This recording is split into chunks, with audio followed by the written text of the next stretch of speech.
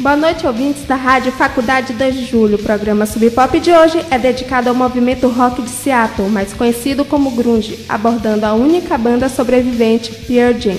Além disso, apresentaremos entrevistas com músicos e estudiosos sobre a época, que marcou história e que ainda persistem com os shows irreverentes anti-Bush e muita, mas muita música de qualidade e um som expressivo. Cássio Vitor entrevista o professor de literatura e estruturação musical Denis Leone. Professor Leone, que outros elementos influenciaram o rock and roll em meados dos anos 50, além do blues e da country music?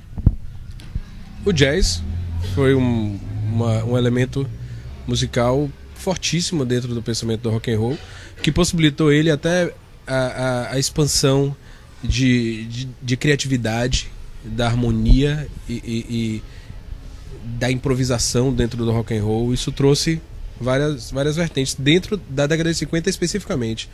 Agora, é impossível notar a presença da influência de culturas orientais no rock and roll logo depois, na década de 60. Foi brutal e isso trouxe realmente consequências muito mais fortes do que a própria influência do jazz na década de 50, onde o rock and roll na verdade estava se estabelecendo, né?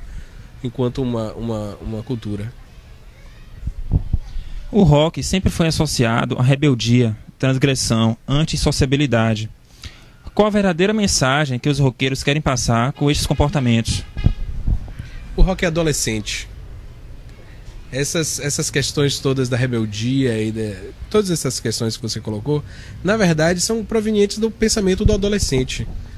O rock ele traduz esse momento do adolescente na história da humanidade, onde o adolescente tem o direito de ser rebelde, onde o adolescente tem o direito de dizer não, né?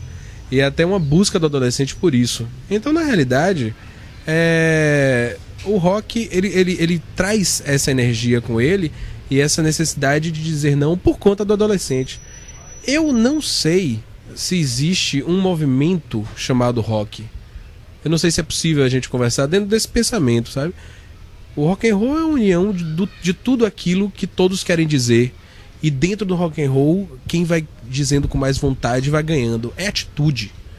É a forma de você se posicionar no mundo. Você pode estar fazendo música clássica e ter uma atitude rock and roll. Então é pura liberdade de expressão. Liberdade de expressão e vontade de dizer o que quer. Liberdade de expressão é expressar a liberdade.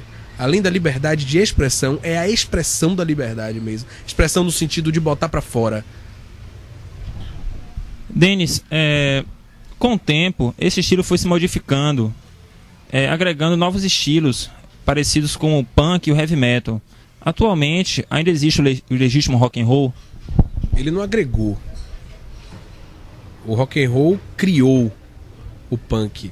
É aquela coisa, né? Um adolescente mais rebelde do que o outro adolescente disse não ao próprio adolescente.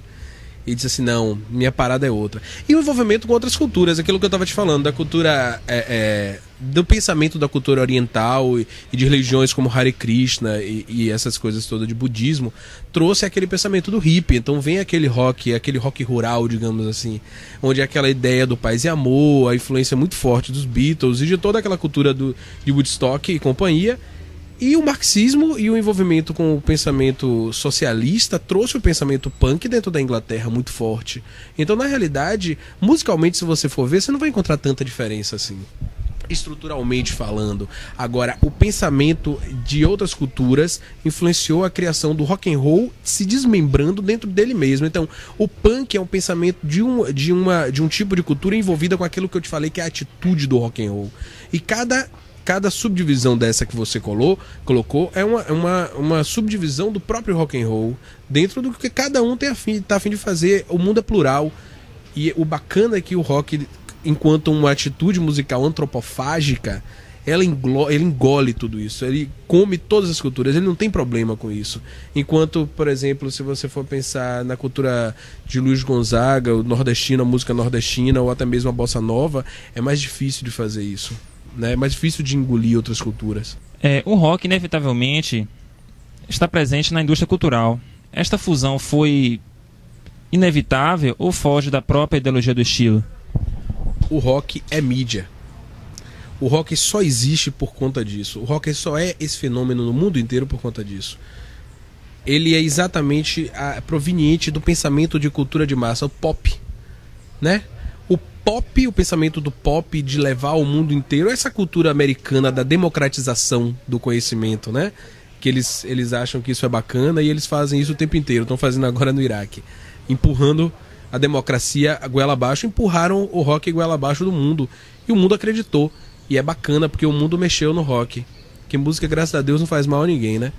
Então, assim, o pensamento do rock é intrínseco ao desenvolvimento da mídia. Porque é quando surge televisão, é quando surge principalmente a questão da imagem, não é? É quando surge todas as novas tecnologias, é quando surge o computador e o rock vai agregando tudo isso. Hoje você tem até bandas que trabalham exclusivamente em estúdio. Eles não fazem show, exclusivamente grave. Tem banda de rock que é desenho animado, na verdade. Então o rock ele come isso tudo.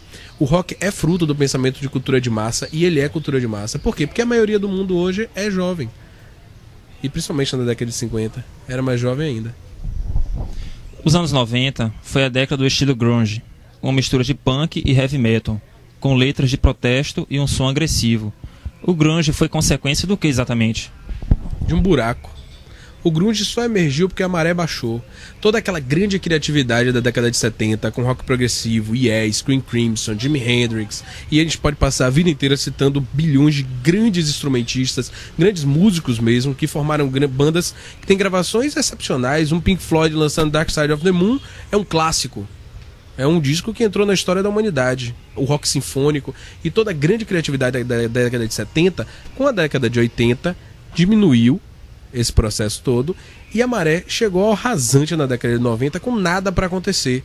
Então aparece o grunge, que nada mais é do que algo que já tinha acontecido, mas com uma cara nova, para pegar a adolescência. Então o grunge foi uma grande jogada de marketing que aconteceu porque não tinha nada melhor acontecendo no mundo no momento.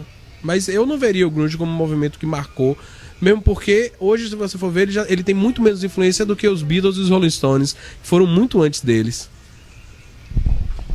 Bandas como Nirvana e Pearl Jam foram os dois principais representantes do movimento grunge. Atualmente há um resquício desse estilo ou já existe uma nova forma de fazer rock and roll? O rock é sempre novo e sempre velho. E essa ideia de novo também é muito perigosa, né? Essa coisa de traga o novo a cada instante. O que diabo é novo? Não é? O que é o novo realmente? O que é que trouxe realmente alguma coisa nova?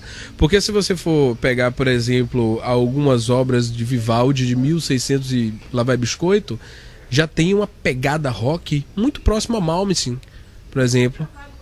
Se você for pegar obras como A Sagração da Primavera de Stravinsky, tem passagens que são tão brutais quanto uma banda de death metal. Então, assim, que diabo é isso que a gente chama de novo? Primeiro a gente tem que saber isso, né? Esse negócio de novo pra mim não existe. Existe uma arrumação, uma forma de deixar a coisa mais diferente. E agora existe hoje, dentro do heavy metal principalmente, uma vertente muito forte que foi trazida com a banda Blind Guardian, que é de fazer um metal sinfônico com coro, que está muito presente dentro de trilha sonora, por exemplo, de Senhor dos Anéis, essa coisa toda do pessoal com a relação do rock com o RPG. Isso trouxe um jeito de fazer rock que nunca tinha acontecido antes e que é muito, muito, muito bem feito. Por isso que eu cito. Talvez não seja famoso, não seja uma coisa de mídia, mas que é uma coisa extremamente importante. Aí você tem essas outras bandas como Nightwish, Evanescence, que tenta fazer alguma coisa nesse sentido também, que é o que está rolando hoje e que é um negócio muito bem feito. O pessoal está envolvendo instrumentos de orquestra também. Então o rock está se tornando, esse rock metal, digamos assim, está se envolvendo com uma coisa muito mais madura. Aquilo que não tinha estrutura, naturalmente, acontece quando tem que acontecer e morre logo depois, né? Um rock de estação, digamos assim. Denis, muito obrigado por sua contribuição. Voltamos ao estúdio com Sônia Valadares.